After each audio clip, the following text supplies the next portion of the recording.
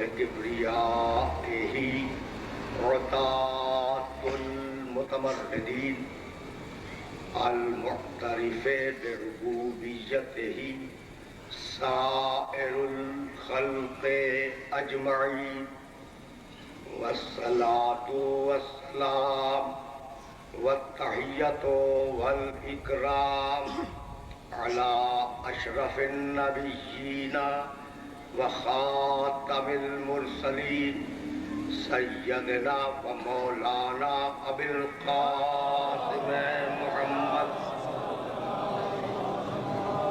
وأهل بيته الطيبين الطاهرين المعصومين المظلومين. أما بعد فقد قال الله سبحانه وتعالى في محكم كتابه المبين بسم الله الرحمن الرحيم وَلَقَدْ كَرَّمْنَا بَنِي آدَمَ وَحَمَلْنَاهُمْ فِي الْبَرِّ وَالْبَحْرِ وَرَزَقْنَاهُمْ مِنَ الطَّيِّبَاتِ وَفَضَّلْنَاهُمْ عَلَى كَثِيرٍ مِّمَّنْ خَلَقْنَا تَفْضِيلًا. صلوات.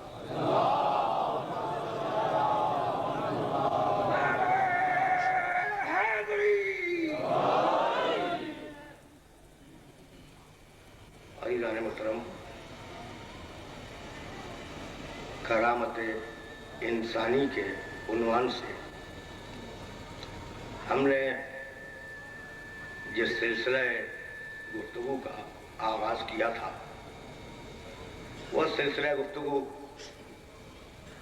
آج اختتام پذیر ہو رہا ہے.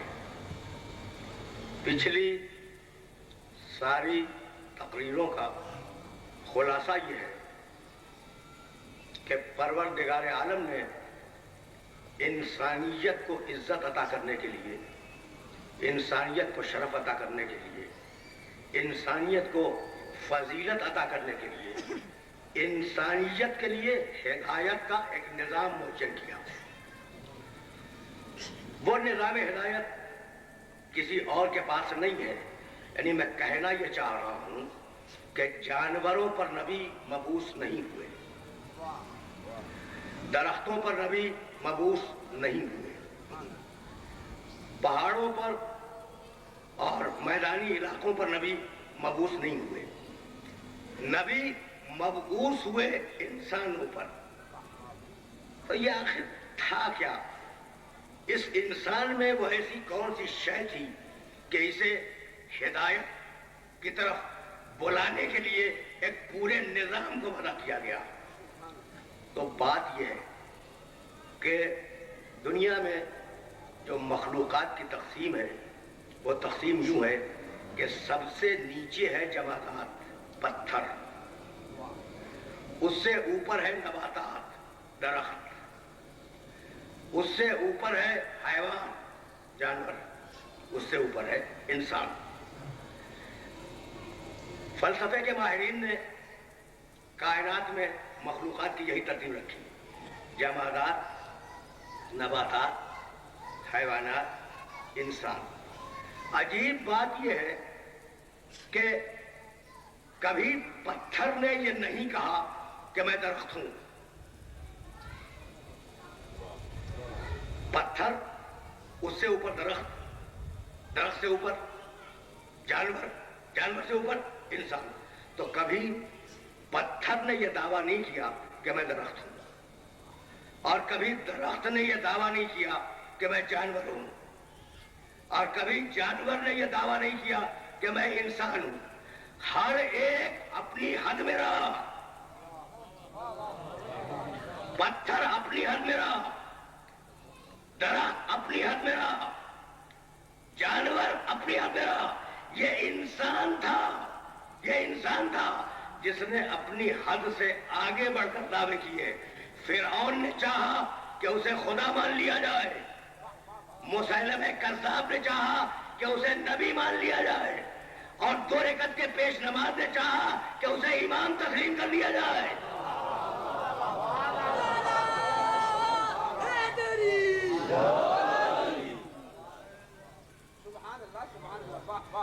توجہ رکھنا. تو جہاں سرکشی کا مزاج آیا, وہاں ہدایت کی ضرورت پڑی. آرام سے سنتے جانا, اس لیے کہ پچھلی ساری تقریروں کی تلخیص ہوگی اور بہت اختصار کے ساتھ وہ تلخیص پیش کروں گا. تو جہاں سرکشی آئی وہاں ہدایت آئی. تو اب ہدایت کے معنی جانتے ہو؟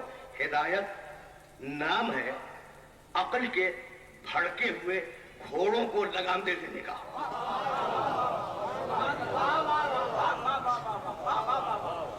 آرام سے سنتے جانا. ہدایت نام ہے عقل کے بھڑکے ہوئے جانور کو لگام دے دینے کا.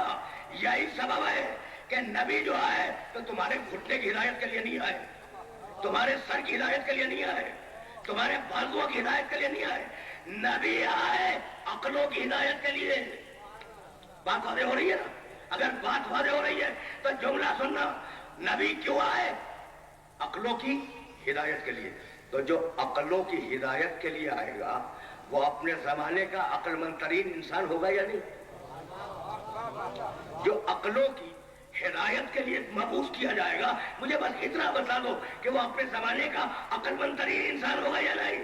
تو آدم اپنے زمانے کے عقل مند ترین انسان, جبھی تو ہدایت کریں گے عقلوں کی.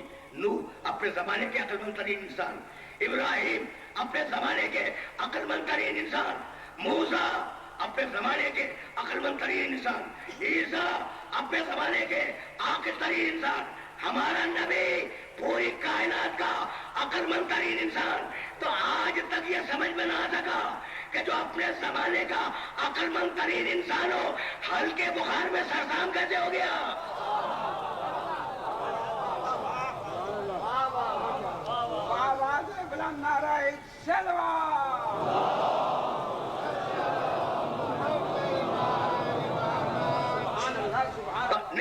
نظام ہدایت چلا. بھائی بہت توجہ رکھنا, لیکن میں نے کہا گفتگو تلخیص پا رہی ہے. نظام ہدایت چلا اور ادھر سے اسے ڈیمیج کرنے کے لیے ابلیس کا نظام گمراہی چلا, اور پھر ادھر سے اسے بچانے کے لیے اللہ کا نظام حفاظت چلا. بھائی توجہ رکھنا, یہ تینوں باتیں مسلسل تقریروں میں عرض کر چکا, اور اب فکر کو آج اس مقام سے آگے جانا ہے. تو پروردگار یہ جو تیرا نظام ہدایت ہے, بھائی بہت توجہ رکھنا, اس لیے کہ میرے کان پک گئے ہیں سنتے سنتے کہ بھائی یہ 12 امام ایک ہی خاندان میں, یہ عجیب نسل پرستی ہے, یہ عجیب خاندان پرستی ہے کہ رسول کے بعد اگر ہدایت آئی بھی تو ایک ہی خاندان میں آئی. بھائی بہت توجہ رہے. تو اب ذرا نظام ہدایت کو دیکھنا.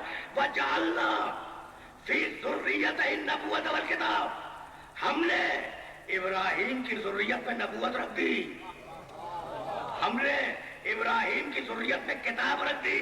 تو اب اللہ سے پوچھو کہ ساری نبوتیں ابراہیم کی ذریت میں کیوں رکھ رہا ہے؟ سمجھ رہی ہے بات؟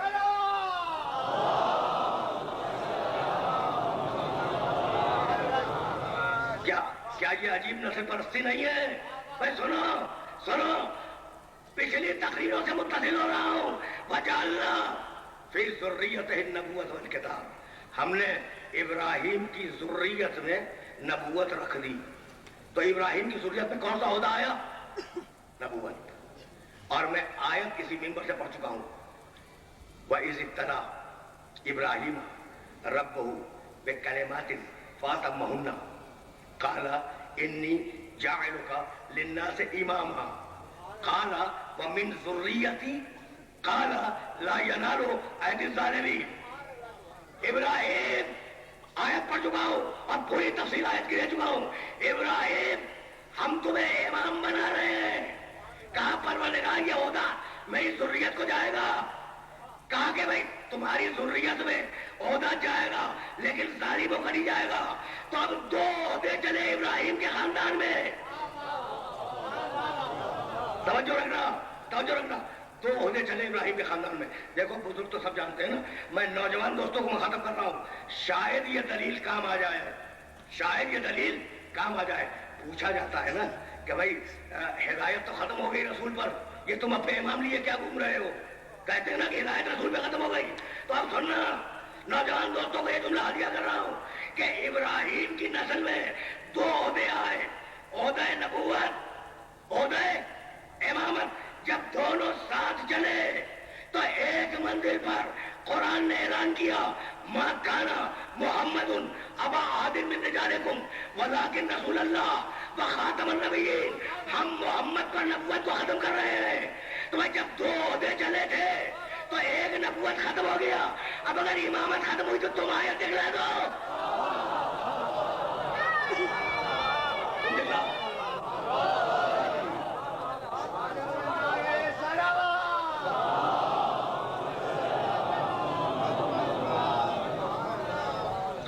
ختم امامت کیا ہے؟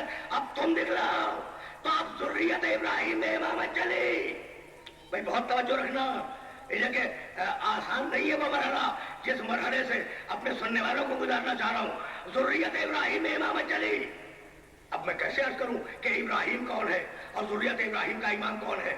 میں انجمن حسینیہ ایرانیان میں ایک آیت پڑھ رہا تھا اور اس آیت کو میں نے دوسری آیت سے متصل کیا، لیکن جو استدلال تھا وہ استدلال آج یاد دوں گا۔ بہت توجہ سننا، آیتیں پڑھ چکا انجمن حسینیہ ایرانیان میں۔ رب، بھائی دیکھو اس امام تک جانا ہے۔ رب ارنی کیف تحیی الموتیٰ، ابراہیم نے دعا مانگی پروردگار مجھے دکھلا دے کہ تو مردوں کو کس طریقے سے زندہ کرتا ہے۔ بھائی کیا کمال کی بات ہے۔ رب ارنی کیف تحیی الموتیٰ، پروردگار اپنی ایک نشانی دکھلا دے، ایک نشانی دکھلا دے کہ تو، یہ نشانی ہے نا اللہ کی، آیت ہے اللہ کی، ایک نشانی دکھلا دے کہ تو مردوں کو کیسے زندہ کرتا ہے۔ یہ ابراہیم کی شان ہے کہ ایک نشانی کے لیے دعا مانگے، اور وہ میرے محمد کی شان ہے کہ معراج کی رات، وہ معراج کی شب میں کندھا ہلا کے کہا جائے لِنُرِيَهُ مِنْ آیاتِنَا، آؤ محمد ہماری ساری نشانیاں دیکھ لو۔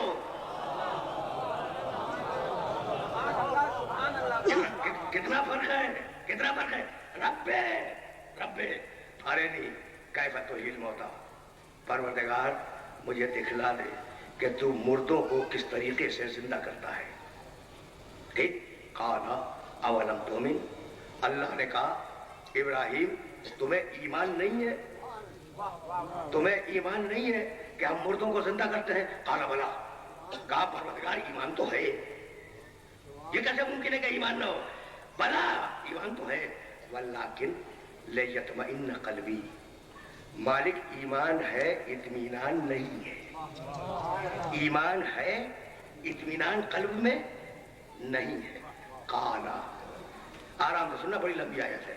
قالا فخذ اربعۃ من الطیر فصرهن الیک ثم اجعل علی کل جبل منہن جزءا ثم ادعهن یاتینک سعیا۔ کہا ابراہیم، اللہ کہہ رہا ہے ابراہیم تمہارے پاس ایمان ہے، اطمینان نہیں ہے، تو ایسا کرو کہ 4 پرندے لو، انہیں مانوس کرو، مانوس کرنے کے بعد انہیں ذبح کر دو، ان کے ٹکڑے ٹکڑے کر دو، ان 4 پرندوں کے گوشت کو آپس میں ملا دو، پتہ ہی نہ چلے کون سا گوشت کس پرندے کا ہے۔ جب وہ مل جائے ثم اجعل علی کل جبل منہن جزءا، تو تمہاری بستی کے چاروں طرف یہ جو چھوٹی چھوٹی پہاڑیاں ہیں نا، تھوڑا تھوڑا گوشت ان پہاڑیوں کی چوٹیوں پر رکھاؤ، ثم ادعوہن، اور پھر نیچے اتر کے انہیں پکارو، یاتینک سعیا، وہ زندہ ہو کر تمہاری بارگاہ میں آ جائیں گے۔ ابراہیم نے 4 پرندے لیے، انہیں مانوس کیا۔ بھئی کہانی نہیں ہے، یہ تو قرآن کی آیت ہے، کہانی نہیں ہے۔ ابراہیم نے 4 پرندے لیے، انہیں مانوس کیا، انہیں کاٹا، ان کے گوشت کو ملایا۔ 9 پہاڑیاں تھیں ابراہیم کی بستی کے چاروں طرف، ان 9 کی 9 پہاڑیوں کی چوٹیوں کے اوپر تھوڑا تھوڑا گوشت جا کے رکھا، نیچے اترے، اور نیچے اترنے کے بعد آواز دی ہلم الیہ، اے جانوروں میرے پاس آ جاؤ۔ وہ مردہ جانور تھے، وہ مردہ جانور تھے جو نبی کے پکارنے پر زندہ ہو کر پہاڑ سے نیچے اتر آئے۔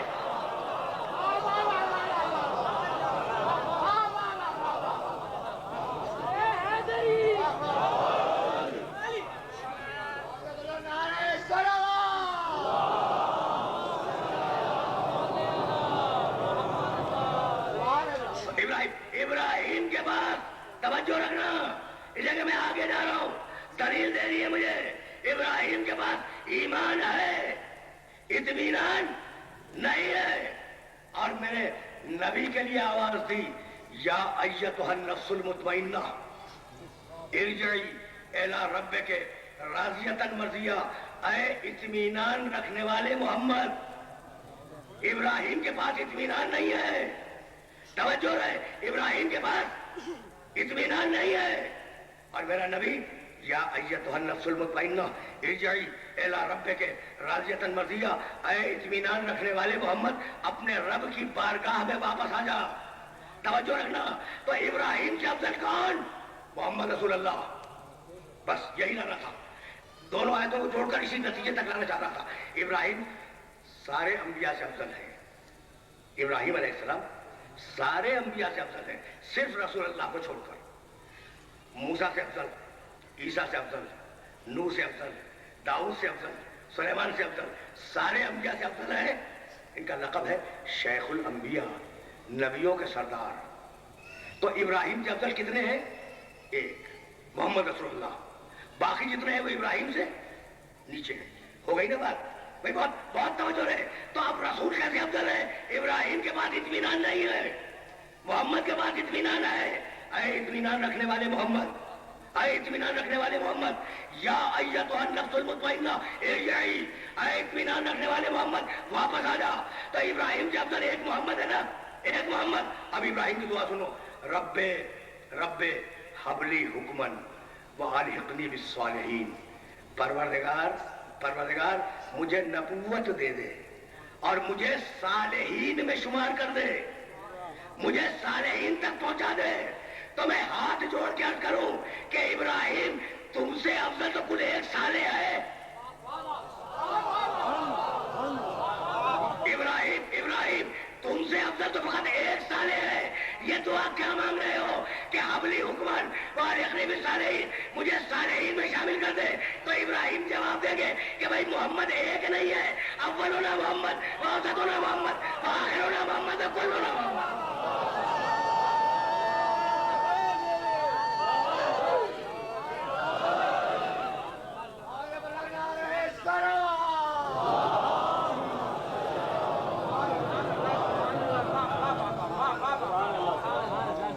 اس مرحلے فکر پر اپنے سننے والوں کو روکنا چاہ رہا ہوں. بھائی دیکھو، گفتگو کو تلخیص پانا ہے اور عاشور کی شب بھی ہے، بات کو مکمل بھی ہو جانا ہے. تو اب میرے موضوع کی مجبوری اگر مجھے روک لے تو میں تم سے معذرت خواہ ہوں. بہت آرام سے سننا. قرآن میں کچھ آیتیں ایسی ہیں کہ وقتی آئیں پھر منسوخ ہو گئی، وقتی آئیں پھر منسوخ ہو گئی. مثلا اے ایمان لانے والوں، جب نبی سے پرائیویٹ بات کرو، آیا نجوہ کہلاتی ہے یہ آیت قرآن میں. جب نبی سے پرائیویٹ بات کرو تو پہلے صدقہ دو، پھر نبی سے پرائیویٹ بات کرو. آیت آئی، ایک ایک مسلمان کا منہ دیکھتی رہی، اور جب 3 دن کے بعد کسی نے سوائے علی کے عمل نہیں کیا تو آیت منسوخ ہو گئی.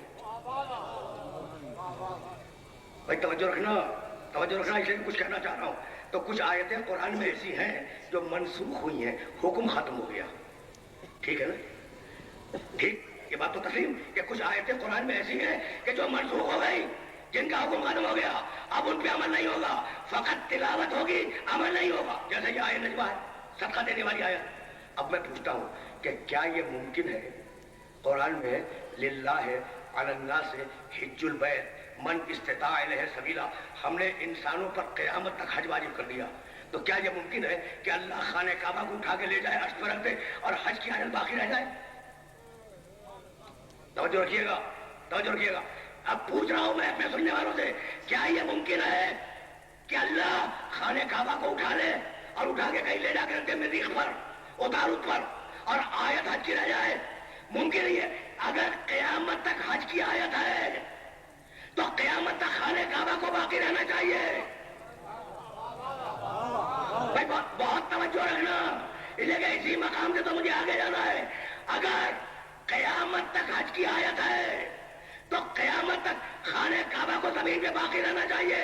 اب میں آئے پڑھو یا ایھا الذین آمنوا اطیعوا اللہ واطیعوا الرسول واولی الامر منکم. اگر یہ آیت قیامت تک ہے منسوخ نہیں ہے تو قیامت تک ایک صاحب امر کا ہونا ضروری ہے.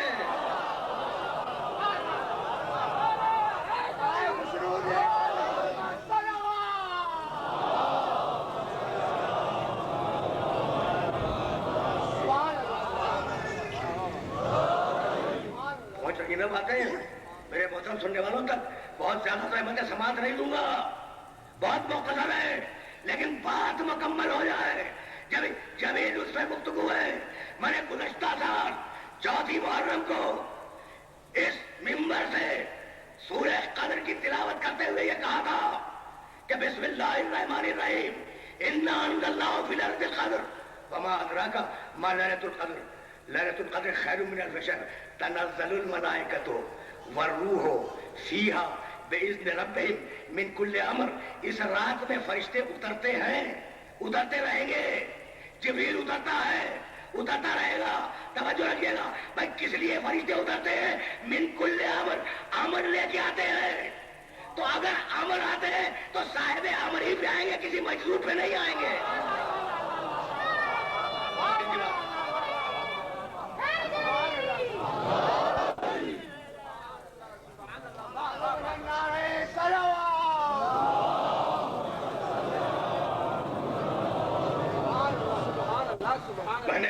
میں نے اپنے سننے والوں کو زحمت دی اور ظاہر ہے کہ انہی مرحلوں میں اپنے سننے والوں کو روکنا ہے. بھائی سنتے جانا تاکہ دلیل مکمل ہو جائے.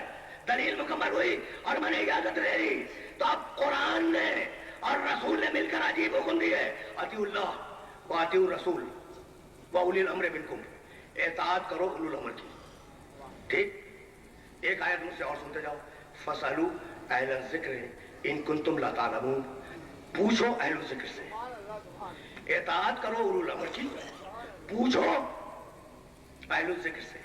2 آیتیں ہو گئی, تو ایک آیت اور بھی سن لو. یا ایھا الذین آمنوا اتقوا اللہ وکونوا مع الصادقین.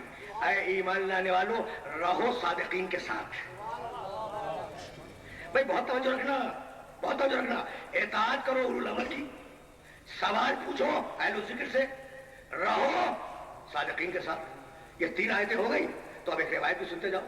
انی تارکن فیکم مستقلین, کتاب اللہ ہے وعطرتی اہل بیتی ما ان تمسکتم بہما. تمسک کرو عطرت سے. بھئی عجیب کمال کی بات ہے, تمسک کرو عطرت سے. اطاعت کرو اولو الامر کی, سوال پوچھو اہل الذکر سے, رہو صادقین کے ساتھ, تمسک کرو عطرت سے. یہ 4 باتیں ہو گئی. تو 5ویں اور آخری بات بھی سن لو. مثل اہل بیتی کمثل سفینۃ نوح من رکبھا نجا. سوار ہو جاؤ اہل بیت کی کشتی میں, سوار ہو جاؤ اہل بیت کی کشتی میں. آپ مجھے بتاؤ, اطاعت کرنی ہے اولو الامر کی, علم لینا ہے اہل الذکر سے, رہنا ہے صادقین کے ساتھ, تمسک کرنا ہے عطرت سے, سوار ہونا ہے کشتی اہل بیت میں. تو اگر یہ 5 الگ الگ لوگ ہوں تو پوری زندگی راستے میں گزر جائے گی. سوال پوچھنے کے لیے اہل الذکر کے پاس بھاگ رہے ہیں, اطاعت کرنے کے لیے اولو الامر کے پاس جا رہے ہیں, تمسک کے لیے عطرت کے پاس جا رہے ہیں. تو یہ عقل کا قاعدہ ہے کہ جو اولو الامر ہو وہی اہل الذکر ہو, وہی صادق ہو, وہی عطرت ہو, وہی اہل بیت ہو. بنتے ہیں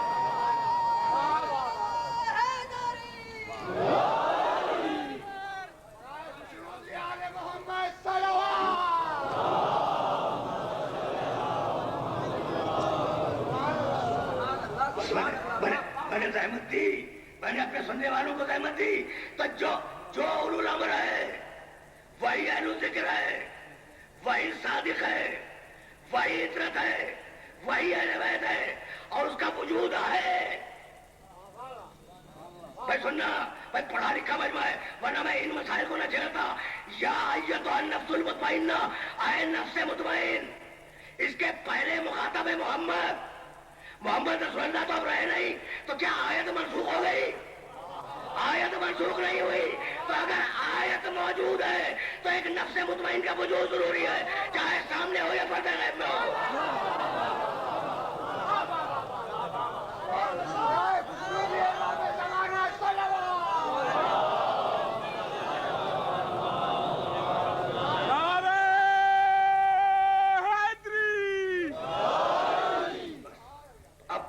یہ سلسلہ ہدایت چلایا.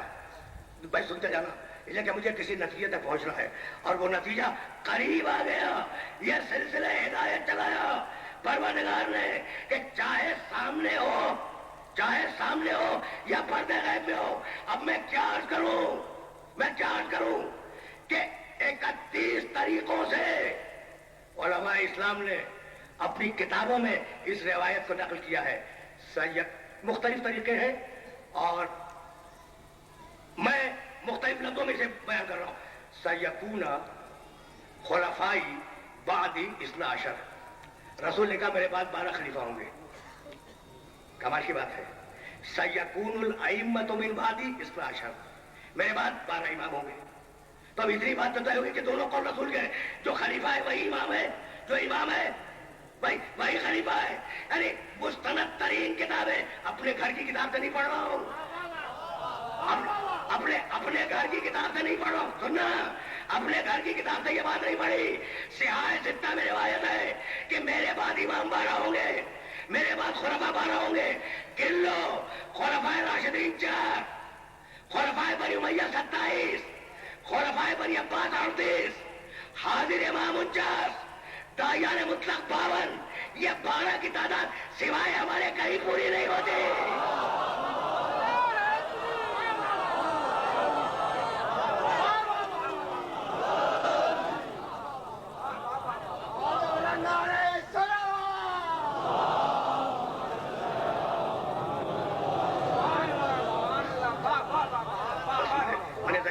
اور بعض روایت میں دیکھو اپنے 2 روایتیں پڑھ دی نا، اب مختلف ورژنز ہیں. میں سنتے جانا، اس لیے کہ بہت زیادہ رحمت نہیں دوں گا.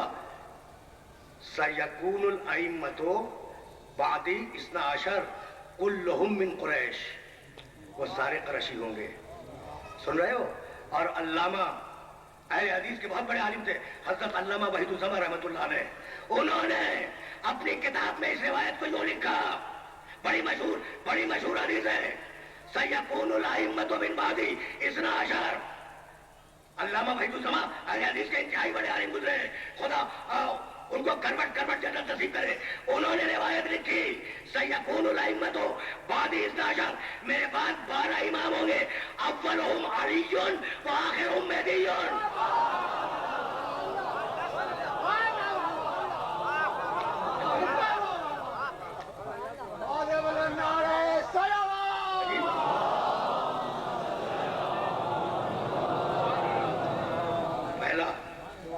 ان 12 اماموں میں سے پہلا علی ہے، آخری مہدی ہے.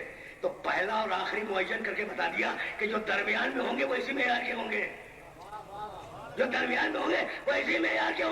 کلہم 12 کے 12. اب لفظ کل آ گیا ہے تو سنتے جاؤ. اس لیے کہ رسول کے کس زبان مطہر سے اگر کل نکل جائے تو پھر اس میں کوئی استثناء نہیں ہو سکتا. میری تقریر آخری مرحلوں میں داخل ہو رہی ہے.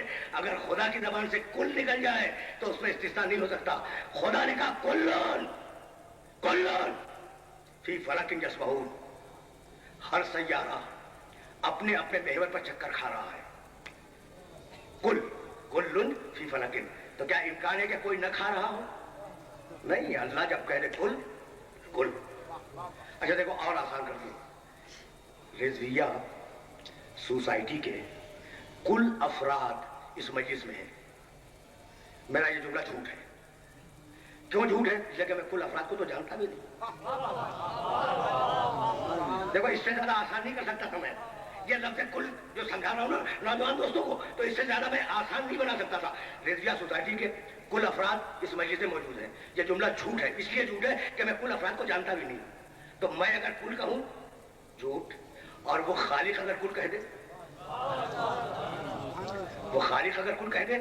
تو پھر کل کے معنی کل طے ہو گئی. نا کلن فی فلک یسبحون. ہر سیارہ اپنے محور پر گردش کر رہا ہے. ایک آیت کل نفس یہ کل تو دیکھو، کل نفس ذائقۃ الموت. ہر نفس کو موت کا مزہ چکھنا ہے. بچ نہیں سکتا کوئی سیارہ گردش سے رک نہیں سکتا. کوئی انسان موت سے بچ نہیں سکتا. وجعلنا من الماء کل شیء. یہ کل دیکھنا، کل شیء حی. حیات ہر شے کی ہم نے پانی سے رکھی ہے. بغیر پانی کے کسی شے کی حیات نہیں ہے. کل دیکھ رہے ہو نا, کل کی طاقت. کلو, بہت زیادہ آیتیں نہیں پڑھوں گا. کلو حزب بما لدیہم فرحون. ہر انسان اپنی ہی قوم میں اور اپنے ہی گروہ میں اور اپنے ہی قبیلے میں خوش رہتا ہے. تو جہاں اللہ لگا دے کل, وہاں بن گیا کلیہ. اور جہاں بنا کلیہ وہ کلیہ ٹوٹ نہیں سکتا. توجہ آپ کو بھولے نا, بس اب سنو اور بات مکمل ہو جائے. بھائی بہت بہت توجہ رکھنا کہ میں اگر کہوں کل, جھوٹ ہے. اللہ اگر کہے کل, سچ ہے. اللہ کا رسول اگر کہے کل, سچ ہے. کل نفس ذائقۃ الموت کل فی فلک یسبحون جعلنا من الماء کل شیء حی ویوم نبعث فی کل امۃ شہیدا علیہم من انفسہم وجئنا بک علی ہؤلاء شہیدا. تو جہاں جہاں لفظ کل آیا ہے کلیہ بنا. اب سننا آیت کو, سورہ رعد میں آواز دی, انما انت منذر ولکل قوم ہاد. حبیب ہم نے ہر قوم کے لیے ایک ہادی رکھا ہے. تو جب تک زمین پر ایک بھی قوم موجود ہے ایک ہادی کا وجود ضروری ہے.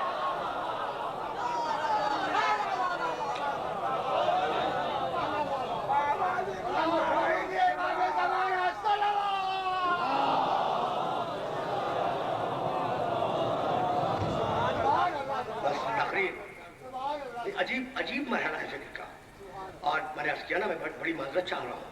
عاشور کی شب بھی ہے, باتوں کو تلخیص بھی پانا ہے, اس لیے سن لو دو چار جملے اور مسائل میں اس کے بعد رکھوں گا کوئی انتہائی اختصار کے ساتھ. لیکن یہ بات تو مکمل ہو جائے نا.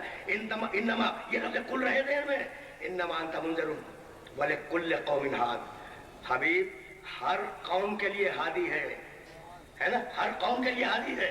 تو جب تک ایک بھی قوم اس دنیا میں موجود ہے ایک ہادی کا وجود ضروری ہے. تو مالک اس ہادی کا نام کیا ہے؟ کہا مجھ سے کیوں پوچھو, قرآن سے پوچھو. یوم ندعو کل اناس بامامہم. یہ لفظ کل دیکھ رہے ہو کہاں کہاں مارا ہے. یوم ندعو کل اناس بامامہم. وہ ہادی کون؟ امام. امام. پروردگار سمجھ میں آ گیا کہ جو ہادی اس وقت دنیا میں ہے, جو ہادی اس وقت دنیا میں موجود ہے وہ امام ہے. سمجھ میں آ گیا میرے مالک. بس یہ بتا دیں کیسا امام ہے. اب آخری آیت سنو لفظ کل کے ساتھ. مالک پر جتنا بتا دے وہ کیسا امام ہے. کہا سورہ یاسین میں نہیں پڑھا وَكُلَّ شَيْءٍ أَحْصَيْنَاهُ فِي إِمَامٍ مُبِينٍ.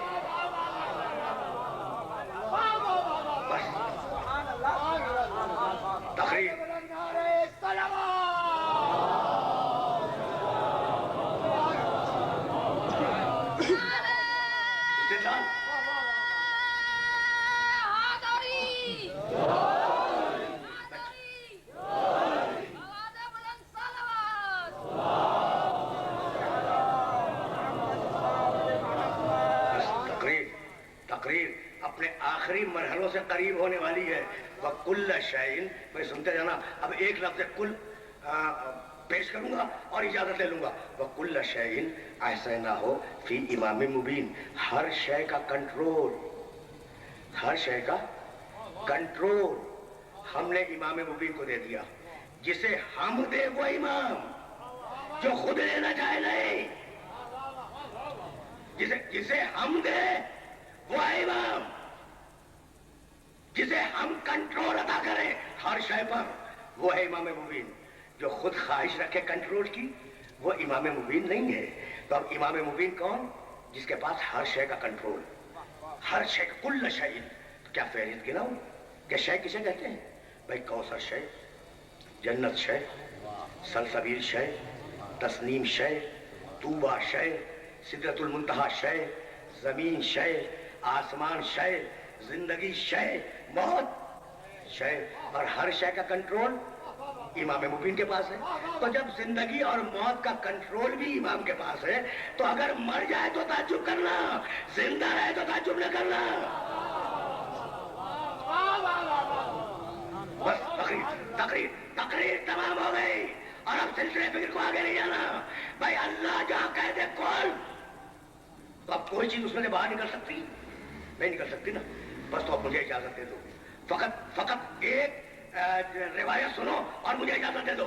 اللہ نے کہا کل فی فلک یسبحون, کل نفس ذائقۃ الموت, جعلنا من الماء كل شيء حي كل علم بما لديهم فرحون لكل قوم حال يوم ندعو كل اناس بامامهم كل شيء ایسا نہ ہو فی امام مبین. یہ تم نے کل کیا کہتے سن لینا کل کیا کہتے. تو اب اللہ جب کہتے کل تو پھر کل کوئی چیز باہر تو نہیں کر سکتی. کل کے معنی کل میں توجہ رہے. تو اب تک اللہ بول رہا تھا اور اب خندق کے میدان میں جب علی کو بھیجا تو کہا برز الایمان کلہ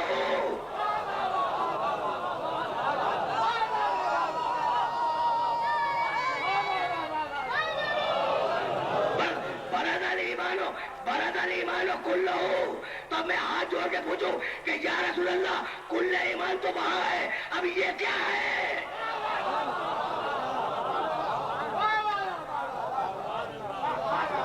میں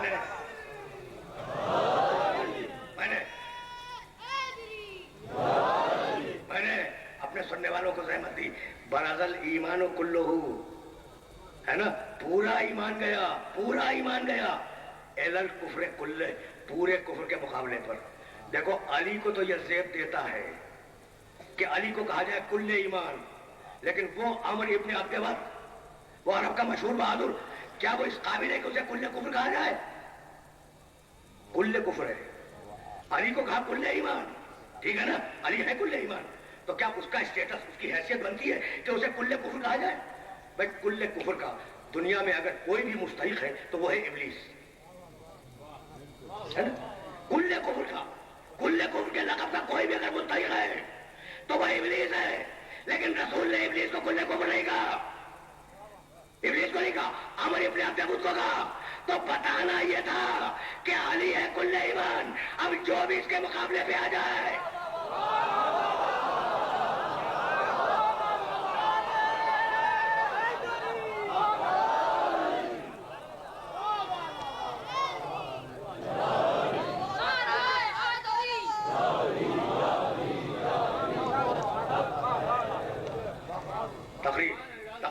تقریر تمام ہو گئی. علی علی ہے کل ایمان. بھائی سننا, وہ کل ایمان میدان میں آیا, سامنے ہے کل کفر, مقابلے پہ آیا کل ایمان. کہا تیرا نام؟ کل کفر پوچھ رہا ہے, تیرا نام؟ کہا انا علی بن ابی طالب, میں ابو طالب کا بیٹا علی ہوں, میں ابو طالب کا بیٹا علی ہوں. دیکھو یاد رکھو, میرے اس جملے کو یاد رکھنا, اگر باپ میں کوئی عیب ہو نا تو انسان دوستوں سے بھی چھپاتا ہے.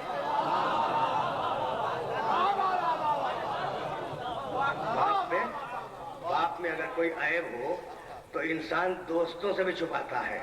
اور علی دشمن کے سامنے کہہ رہے ہیں انا علی بن ابی طالب, میں ابو طالب کا بیٹا علی ہوں. 32 جنگوں میں سے 31 جنگوں میں علی نے اپنا تعارف ابو طالب کے حوالے سے کرایا. میں ابو طالب کا بیٹا علی, میں ابو طالب کا بیٹا علی, میں ابو طالب کا بیٹا علی. تو یہ علی کہنا کیا چاہ رہے تھے؟ تو کہنا یہ چاہ رہے تھے کہ میں ہوں ابو طالب کا بیٹا. اب جو میرے مقابلے پر آئے وہ بھی تو بتائے کس کا بیٹا ہے.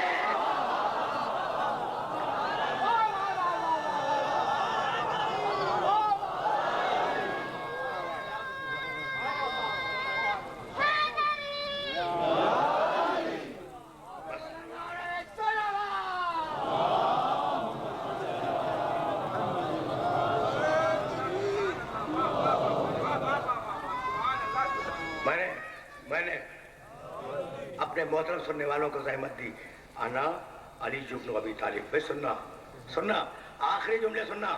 بہت طویل مصائب پڑھنے کا عادی نہیں ہوں نا, جانتے ہو, لیکن ابھی میں مصائب تک پہنچا نہیں ہوں. یہ آخری جملہ تو سن لو, انا علی بن ابی طالب, میں ابو طالب کا بیٹا علی ہوں. وہ بوڑھا بہادر عمر بن عبد وقت کہنے لگا تم ابو طالب کے بیٹے ہو, تم ابو طالب کے بیٹے ہو؟ کہا کہ ہاں میں ابو طالب کا بیٹا علی ہوں. کہا کہ وہ تو جاہلیت میں میرا دوست تھا. بھائی جا کے دیکھ لینا تاریخ میں ان جملوں کو. وہ تو ابو طالب جاہلیت میں میرا دوست تھا. کہا اس کو خاموش ہو جا, لا صداقت بین الکفر والاسلام, خاموش ہو جا. کافر میں اور مسلمان میں کبھی دوستی نہیں ہوتی. تو عمر ابن عبد وقت نے کہا ابو طالب کافر، علی نے کہا ابو طالب مسلمان۔ سن 5 ہجری میں خندق کے میدان میں عمر ابن عبد ود نے کہا ابو طالب کافر، اور علی نے کہا ابو طالب مسلمان۔ اب جب زمانہ آگے بڑھے گا تو جو علی کا پیرا ہوگا وہ ابو طالب کو مسلمان کہے گا، جو عمر کا پیرا ہوگا ابو طالب کو کافر کہے گا۔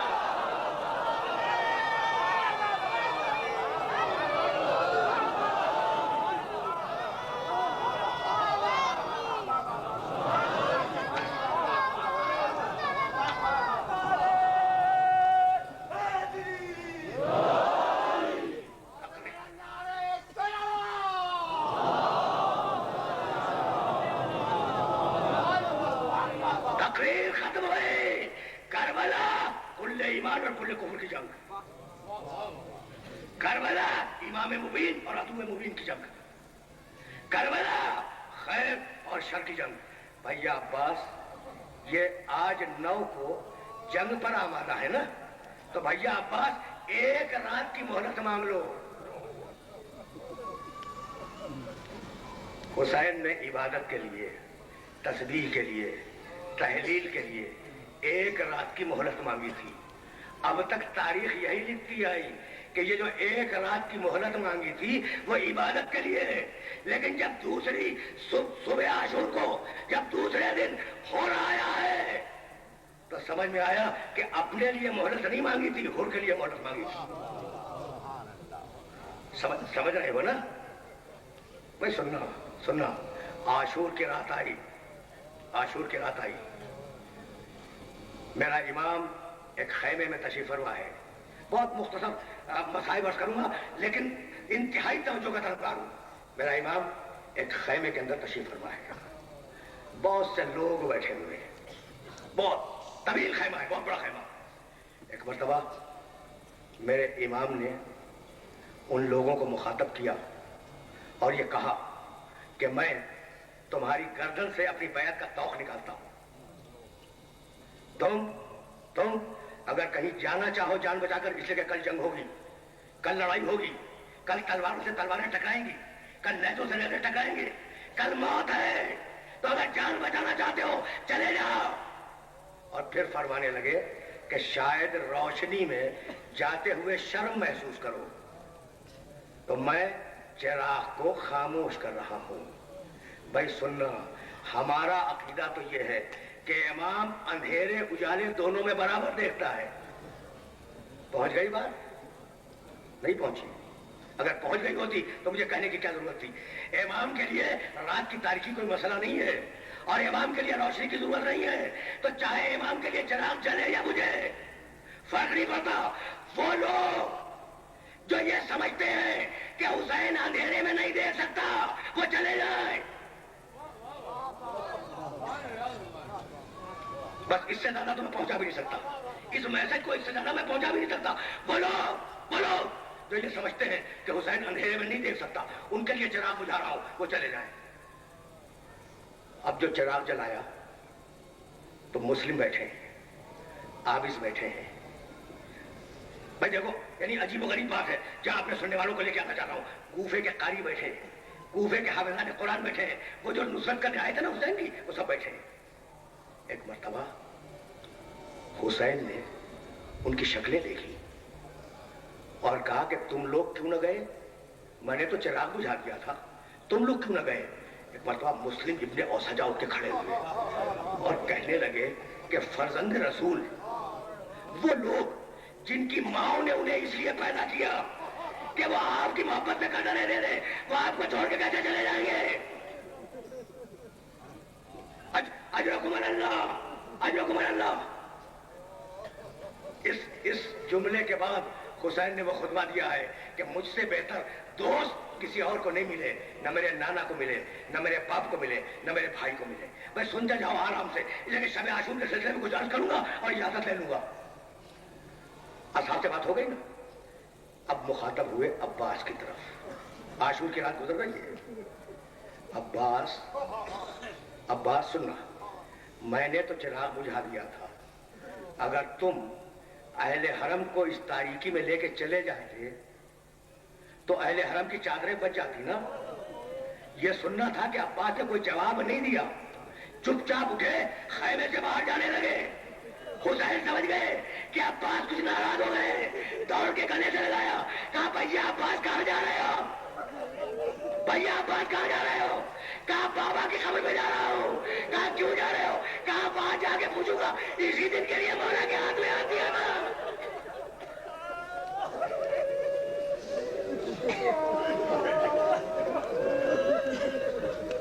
اجرکم اللہ, اجرکم اللہ. بس زیادہ زحمت نہیں دوں گا. عاشور کی شب ہے, عاشور کی شب ہے, 2-4 جملے سنو اور مجھے اجازت دے دو. مجمع متفرق ہوا, اصحاب اپنے اپنے خیموں میں گئے. کوئی تلواروں کو سیٹل کرنے لگا, کوئی نیزے چمکانے لگا, کوئی تیروں کی تعداد گننے لگا. سب اپنے اپنے مقام پر مشغول ہوئے. اب سننا, اب سننا, یہی کے لیے میں نے زحمت دی تھی.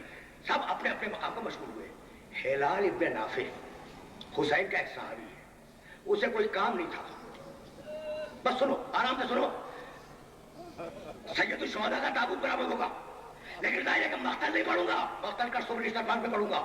عاشور کی شب کی کیفیت سنو, مجھے اجازت دے دو. ہلال ابن نافع, اس کے پاس کوئی کام نہیں تھا. وہ حسین کے خیمے کے دروازے میں بیٹھا ہوا تھا. وہ کہتا ہے کہ اتنے میں ابھی میں بیٹھا ہی تھا کہ حسین اپنے خیمے سے نکلے اور نکل کر شہزادی زینب کے خیمے میں داخل ہوئے. میرے کانوں نے سنا, راوی کہتا ہے ہلال ابن نافع, میرے کانوں نے سنا کہ پوچھا بھیا کل کی کیا ٹھہری, کل کی کیا ٹھہری؟ کہا بہن کل جنگ ہوگی. کہا بھیا آپ نے اپنے ساتھیوں کو آزما لیا ہے؟ بھیا آپ نے اپنے ساتھیوں کو آزما لیا ہے؟ بس اس جملے کا سننا تھا کہ ہلال ابن نافع دوڑتا ہوا حسین کے ساتھیوں کے پاس آیا. کہا کیا تلواریں صاف کر رہے ہو؟ علی کی بیٹی کو تم پہ اعتبار نہیں ہے.